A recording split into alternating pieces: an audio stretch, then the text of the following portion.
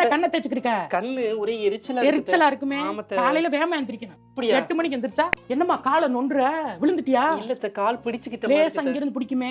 எந்திரிக்கல, காலையில வெள்ளன எந்திரிக்கணும். அதெல்லாம் உனக்கு அது எங்க தெரிய போகுது? உனக்கு அறிவும் இல்ல. காலை 10 மணிக்கு தானே எந்திரி பண்ணி சிரிச்சுட்டு போகுது. என்னது எல்லாம் காமெடியா எடுத்துட்டு போகுது. நான் சீரியஸா சொல்லிக்கிறேன், சிரிச்சுட்டு போறா. உங்களுக்கு என்ன ஒரு வேலையும் பாக்குறது இல்ல, எந்திரிக்கிறது இல்ல. உங்க அப்பா வளர்ந்துருக்க முடியுமா? நான் இல்லைன்னா நீ ஏமாந்துட்ட. நீ சீக்கிரமா எந்திரிச்சு இழுத்து போட்டு செஞ்சு நீ ஏமாந்து இப்பயும் போட்டுட்டு எந்திரிக்கல வந்துக்கலாம்னு பேசினா என்ன பண்றது? டைமை பத்தி நீ பேசிட்டே இருக்க, எந்திரிக்கிறத பத்தி நீ பாத்துக்க. இங்க பாரு, கால் பண்ணா பாரு. எதுக்குங்க கால் பண்றா?